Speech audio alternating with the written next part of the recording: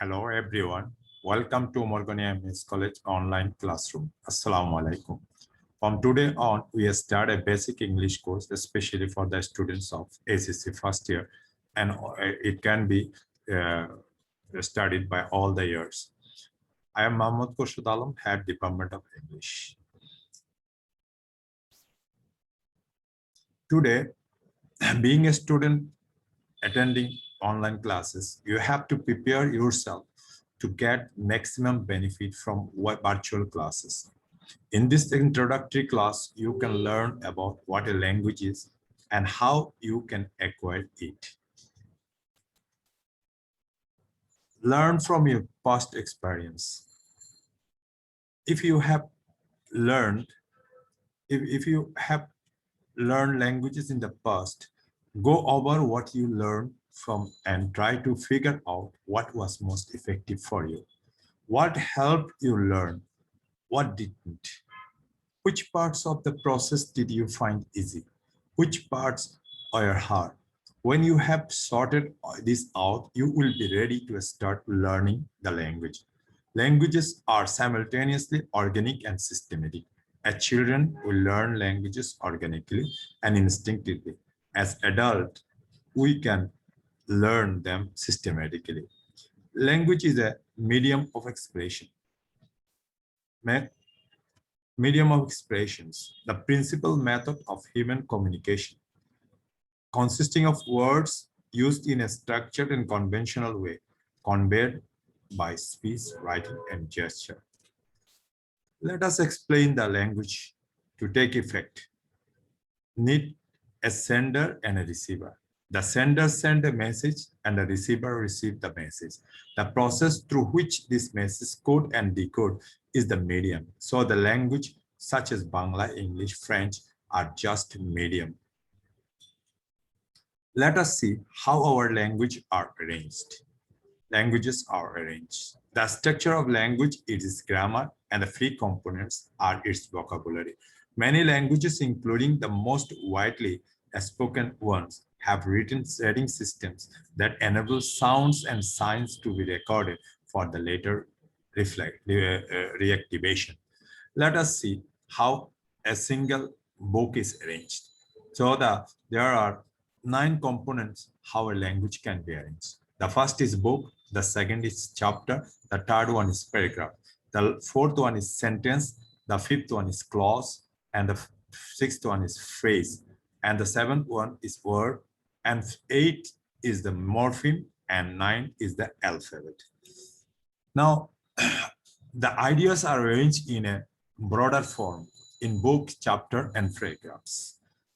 And what is a book? A book is a written or a printed work consisting of pages glued and sewn together along one side and bound in covers. For example, a book of selected poem, a book of chemistry. For example, your textbook can be a good example of it. Now, the next one is a chapter. Chapter is the division of a book, typically number of titles. We will deal with this in chapter 11. Okay, so a distinct sections of a piece of writing, usually dealing with a single theme and indicated by a new line and indentation, and a paragraph contain a single idea only. Now the grammatical unit, the sentence, the clauses, and the phrases are the grammatical unit. So these are grammatical unit we will study. What is a sentence? A sentence is a set of words that is complete in itself, typically containing a subject and a predicate, conveying a statement, question, exclamation, or command, and consisting of main clause and sometimes one or more subordinate clauses. So a clause, a unit of grammatical organization, next below the sentence in rank. The phrase a small group of words standing together as a conceptual meaning and typically forming a component of a clause. So these are the last two words are the semantic. These are the semantic units such as word and morpheme. It is something related both with grammar and also with the basically with the meaning of the word, meaning of the things. So to some extent. Now, word, a single distinct meaningful element of a speech or writing used with others to form a sentence or typically shown with a space in either side when written or printed.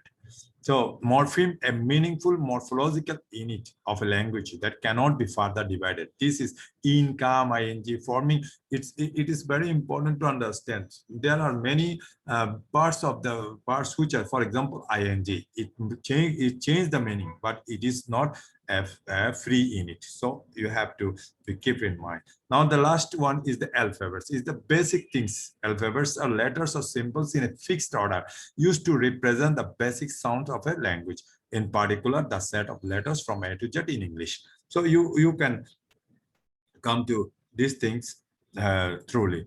So let us see some of the seat work. We call it seat work because these are the questions you have to keep answering.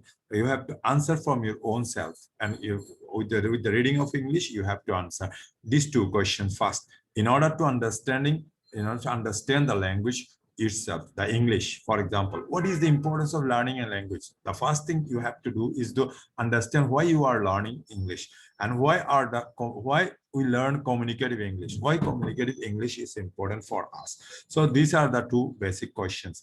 Now this is the activity for you, and you can answer it in a Facebook comment, or even in the chat box. You can do it. So these are the how do you learn a word? This is a simple task for you just to answer for. Now the questions come to what is a communicative English? The communicative English, the phrase communicative English refers to the English which helps us to communicate effectively with people using language and functions. So communicative English is based on real language as used by day-to-day curious about how language functions, rich in useful vocabulary, expressive, active, fun. Communicative English refers to English which help us to communicate effectively with people using language function. Proficiency in English is accepted to be an essential requirement for communication at national as well as international level. So from this on, you can understand why we are learning the communicative. You can also answer this question, the why we learn a language chapter in activity that is referred to why we learn language. Now, let us see this another thing. What are the skills required for learning a communicative? This is the elaborate way of understanding a language, because there are 4 things which we have just recorded and just put here, but it is not according to the order. According to the order, you have to first learn about listening, then speaking, then reading, and then we say writing. So these 2 are placed. We start from listening. Actually, why these are the graded here: reading, writing, speaking, and listening, in point of how communicative, how many we studies the communicative studies of English. But when we started with an organic way, that we learn as a mother language, as how we have learned. If we think about it, how we have learned our mother language, we will come into conclusion that we first listen. So the first thing is the listening. The very first thing you did when you are a kid to learn about your native language was just listening to what everybody says.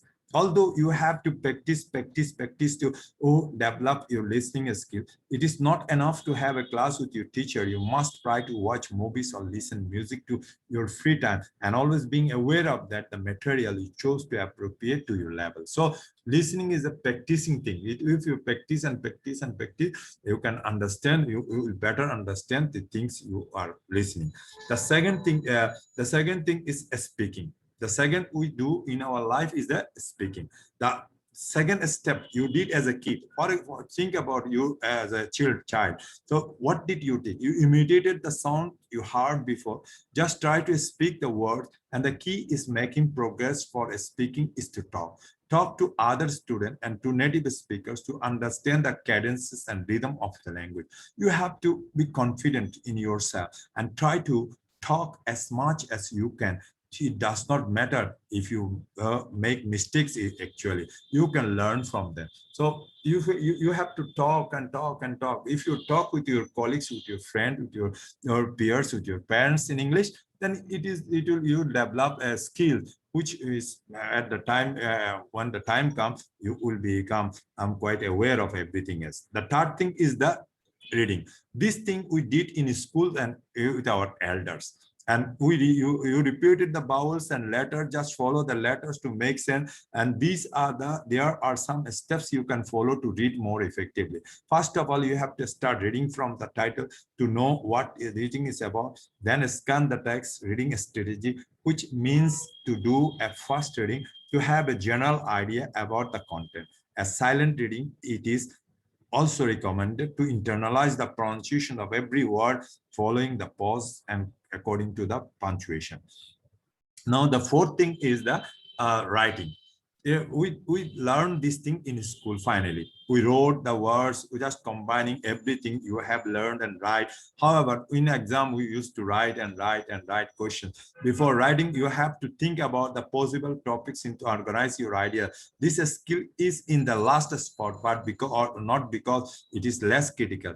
Indeed, it is the challenge to learn how to write it correctly. The first aspect you should consider is to remember the three main parts of the text: introduction, body, and conclusion, as well as reviewing punctuation, which is going to help you with cohesion, how to use punctuation in your text. So writing is the most, in most cases, the final things, which will actually people, which you take a test and the teacher will evaluate how you have learned. So in conclusion, we can say the learning process is different for all students. All students are not quite equally capable of writing but doing things at the same time. So you have to understand your own potential, how you can learn a language by yourself.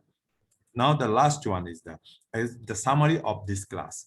In this class, we have learned three things. In today's lesson, you have understood three things. There are language and its components, communicative English, and the learning method. Taking into account all these strategies, you could have a more meaningful lifelong language learning. Remember, you will never stop learning. Another essential thing to consider is how interested you are in the language you want to learn. This may be the reason why you haven't learned as much as you need. Motivation is the key for having a successful learning process. Analyze deeply why you have to improve the language, how important it is for you, and what you can accomplish once you master the communication in the target language.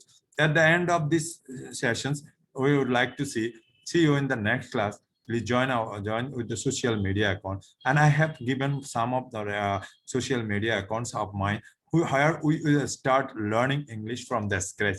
If you go to the online media, you have to capture all the social media where you can get something to learn. So this is the one of the process we want to and start from now on. Or I have also given here my email for you, and you can mail me, or you can connect me in Instagram, in Twitter, in Facebook, whatever it is. I am always online, and see you in the next class. Thank you for the time being.